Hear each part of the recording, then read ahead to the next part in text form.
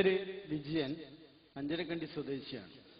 കോസാറുകളും പൾസാറുകളും തമോധാരങ്ങളും അടങ്ങിയ ഈ സങ്കീർണമായ ഈ പ്രപഞ്ചം സൃഷ്ടിക്കാൻ ഒരു സൃഷ്ടികർത്താവ് ആവശ്യമല്ലേ എന്ന പ്രഭാഷകന്റെ ഉത്തരത്തിൽ നിന്ന് തന്നെ മറുചോദ്യം എനിക്കുണ്ട്. അതായത് ഈ കാണുന്ന സ്കൂൾ നിർമ്മിക്കാൻ കുറെ തൊഴിലാളികൾ ആവശ്യമാണ്, ഒരു മനുഷ്യനെ നിർമ്മിക്കാൻ മറ്റൊരു മനുഷ്യൻ ആവശ്യമാണ് എന്ന അർത്ഥത്തിലാണ് മറുപടി പറയുന്നത്. എങ്കിൽ ഈ പ്രപഞ്ചത്തെ സൃഷ്ടിക്കാൻ ഒരു ദൈവം ആവശ്യമാണെങ്കിൽ ആ ദൈവത്തെ സൃഷ്ടിക്കാൻ മറ്റൊരു ദൈവവും, ആ മറ്റൊരു ദൈവത്തെ സൃഷ്ടിക്കാൻ വേറൊരു ദൈവവും, ഇങ്ങനെ ദൈവങ്ങളുടെ നീണ്ട നിര എവിടെ ചെന്ന് അവസാനിക്കുന്നു? അതിന് വ്യക്തമായ ഒരു ഉത്തരം പറയും.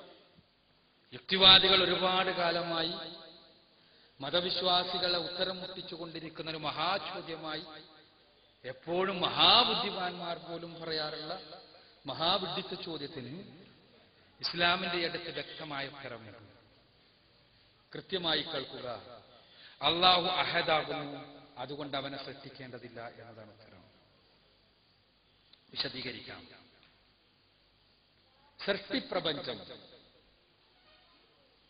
സൃഷ്ടിപ്രപഞ്ചം, ഈ പ്രപഞ്ചത്തിലെ എല്ലാ വസ്തുക്കളും ഇണകളാണ് എന്നാണ് പരിശുദ്ധ ഖുർആൻ പറയുന്നത്. സുബ്ഹാനല്ലദീ ഖലഖൽ അസ്വാജ കുല്ലഹ. പടച്ച തമ്പുരാൻ എത്ര പരിശുദ്ധൻ, എല്ലാറ്റിനെയും ഇണകളായി സൃഷ്ടിച്ചവൻ.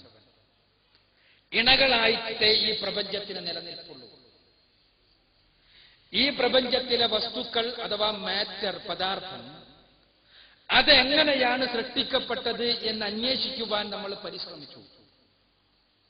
അപ്പോൾ ഡാൾട്ടൺ ആറ്റം സിദ്ധാന്തം കൊണ്ടുവന്നു.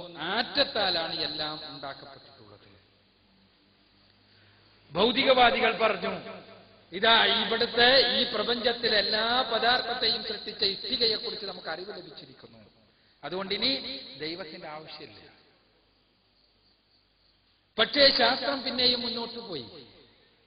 ആറ്റത്തിനകത്ത് എന്ത് എന്ന ചോദ്യമുണ്ട്. അവിടെ ആറ്റത്തിനകത്ത് പ്രോട്ടോണുകളും ഇലക്ട്രോണുകളുമാകുന്ന ഇണകളുടെ പാരസ്പര്യമാണ് ആറ്റത്തെ നിലനിർത്തുന്നതെന്ന് മനസ്സിലായി.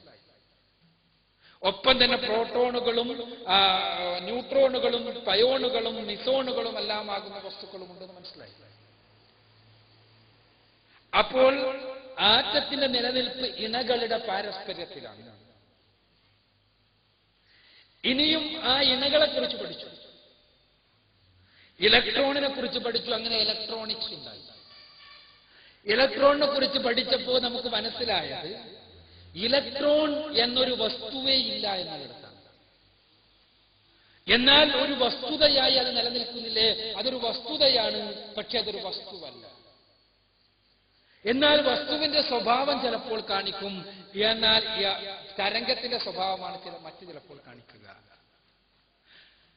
അറ്റോമിക് ഫിസിക്സിന്റെ ഭാഷയിൽ പറഞ്ഞാൽ വേവ് പാർട്ടിക്കൽ ഡൈക്കോട്ടമിയാണ് അവിടെയുള്ളത്. അഥവാ തരംഗ കണിക ദ്വൈത സ്വഭാവം. കണികയുടെ സ്വഭാവം ഒന്ന് വേറെ, തരംഗത്തിന്റെ സ്വഭാവം ഒന്ന് വേറെ, വിരുദ്ധ സ്വഭാവങ്ങൾ. ആ വിരുദ്ധ സ്വഭാവങ്ങളെ ഇണ ചേർത്തിരിക്കുകയാണ് ഇലക്ട്രോണിക്. സുബ്ഹാനല്ലദീ ഖലഖൽ അസ്വാജ കുല്ലഹ. കൃത്യമായിട്ട് മനസ്സിലാക്കുക. ഈ വിരുദ്ധ സ്വഭാവങ്ങളെ ഇണ ചേർത്തിരിക്കുകയാണ് ഇലക്ട്രോണിൽ. അതിനെ വേർതിരിക്കാൻ കഴിയുമോ? ഇല്ല. വേർതിരിക്കാൻ കഴിയാത്ത വണ്ണം വിരുദ്ധ സ്വഭാവങ്ങളെ ഇണ ചേർത്തിരിക്കുന്നു. അവിടെ ഇണ ചേർക്കുവാൻ ഒരാൾ ആവശ്യം.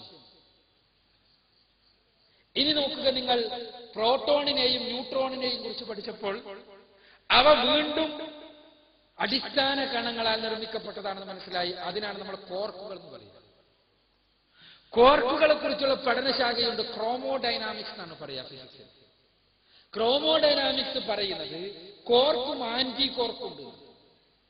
കോർക്കിനെയും ആന്റി കോർക്കിനെയും വേർപെടുത്താൻ സാധ്യമല്ലാത്ത വിധം ഇണകളാണവ. സുബ്ഹാനല്ലദീ ഖലഖൽ അസ്വാജ കുല്ലഹ. എല്ലാറ്റിനെയും ഇണകളായി വേർപെടുത്താൻ സാധ്യമല്ല, ഇണകളാണ്. അപ്പൊ എല്ലാം ഇണകളാണ്. ഇണകളായതുകൊണ്ട് തന്നെ അവയെ കൂട്ടി ഇണക്കുവാൻ ഒരാളുണ്ടായേ തീരൂ. പടച്ചവനെ കുറിച്ച് പറയുന്നത് അവൻ അഹദാണ് എന്നാണ്. എല്ലാ അർത്ഥത്തിലും ഏകനാണ് അവൻ. അവനിൽ പിന്നീട് കോമ്പോണൻസ് ഇല്ലാത്തത് കൊണ്ട് തന്നെ അവനെ കൂട്ടി യോജിപ്പിക്കുവാൻ ഒന്നിന്റെ ആവശ്യമില്ല. എന്നാൽ ഈ പ്രപഞ്ചത്തിലെ എല്ലാം ഇണകളാണ്. ഇനി ഏറ്റവും വലുത് ഇപ്പൊ ഏറ്റവും പുതിയ പ്രപഞ്ചത്തെ, ബൃഹത് പ്രപഞ്ചത്തെ കുറിച്ചുള്ള പഠനം, ഇപ്പൊ ഞാൻ പറഞ്ഞ ആറ്റോമിക് ഫിസിക്സ് ആണ്, സൂക്ഷ്മ പ്രപഞ്ച. ബൃഹത് പ്രപഞ്ചത്തെ കുറിച്ചുള്ള പഠനം ഇപ്പൊ അടുത്ത് ഈ സ്റ്റീഫൻ ഹോക്കിംഗ് എഴുതിയ ലേഖനത്തിൽ പറഞ്ഞിട്ടുള്ളത്, ഇവിടെ പോസിറ്റീവ് എനർജിയും നെഗറ്റീവ് എനർജിയും ആണ്. ഈ പോസിറ്റീവ് എനർജിയും നെഗറ്റീവ് എനർജിയും നെറ്റാണ്. അത് രണ്ടും കൂടി കൂട്ടുമ്പോൾ 0 അപ്പൊ പോസിറ്റീവും നെഗറ്റീവും ഈ പ്രപഞ്ചത്തിലെ ഊർജം പോലും അല്ലെങ്കിൽ പ്രപഞ്ചം പോലും ഇങ്ങനെ 2 ഇണകളായിട്ടാണ് ഉള്ളത്. അത് രണ്ടും കൂടി കൂടുമ്പോൾ 0 അഥവാ ശുദ്ധശൂന്യതയിൽ നിന്ന് ഇണകളെ വേർതിരിച്ചപ്പോൾ പ്രപഞ്ചം ഉണ്ടായി. ശുദ്ധശൂന്യതയിൽ നിന്ന് ഇണകളായി അതിനെ വേർതിരിച്ചപ്പോൾ പ്രപഞ്ചമുണ്ടായി.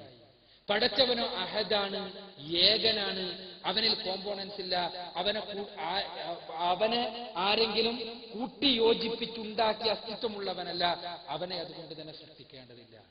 ഇലക്ട്രോണിനെ സൃഷ്ടിച്ചേ പറ്റൂ. എന്താ കാരണം?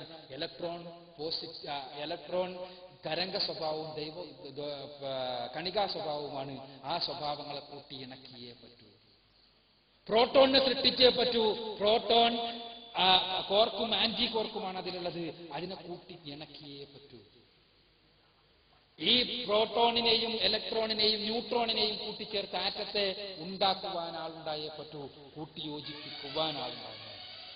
എന്നാൽ പടച്ചവനാകട്ടെ ഏകനാണ്, പൂർണ്ണമായും അഹദാണ്, അവനിൽ ഒരു കോമ്പോണൻസുമില്ല, അതുകൊണ്ട് തന്നെ അവനെ സൃഷ്ടിക്കേണ്ടതില്ല.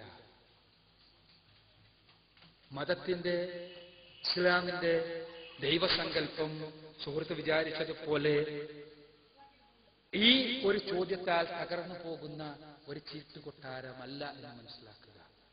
സൃഷ്ടാവ് ഈ പ്രപഞ്ചത്തിന്റെ സൃഷ്ടാവാണ്. ഈ പ്രപഞ്ചത്തിലെ എല്ലാം സൃഷ്ടിക്കപ്പെട്ടേ പറ്റൂ. നമ്മുടെ അറിവിൽ, പഠനത്തിൽ സൃഷ്ടാവിനെ കുറിച്ച് നമുക്ക് പഠിക്കാൻ കഴിയില്ല. ആ പഠിക്കാൻ കഴിയാത്ത സൃഷ്ടാവ്, കാരണം അവൻ പ്രപഞ്ചാതീതനാണ്. നമ്മുടെ തലച്ചോറ് പ്രപഞ്ചത്തെക്കുറിച്ച് പഠിക്കാനുള്ളതാണ്. പ്രപഞ്ചാതീതനായ സൃഷ്ടാവിനെ നമുക്ക് പഠിക്കാൻ സാധ്യമല്ല എന്നതുകൊണ്ട് തന്നെ അവൻ കേവലമായ ഉത്തരം, പലപ്പോഴും പറയാറുള്ള ഉത്തരം ഇതാണ്: അവനെ എങ്ങനെ സൃഷ്ടിച്ചു എന്ന് നമുക്ക് അന്വേഷിക്കേണ്ടതില്ല, അന്വേഷിക്കാൻ കഴിയുകയുമില്ല. എന്നാൽ ഇസ്ലാം കുറച്ചുകൂടി സൂക്ഷ്മമായി ഈ വിഷയത്തിൽ ഉത്തരം കാണുന്നു. റസൂലുള്ളാഹി സ്വല്ലല്ലാഹു അലൈഹി വസല്ലമയോട് സഹാബിമാരിൽ ഒരാൾ വന്ന് ചോദിച്ചു, നിങ്ങൾ പടച്ചവനെ പഠിച്ചതാരാണ്? റസൂലുള്ള പറഞ്ഞു, ഇത് നിങ്ങളുടെ മനസ്സിൽ പിശാചുണ്ടാക്കുന്നതാണ് ഈ ചോദ്യം. അതുകൊണ്ട് തന്നെ നിങ്ങൾ സൂറത്തുൽ ഇഖ്ലാസ് ഓതിക്കൊള്ളുക.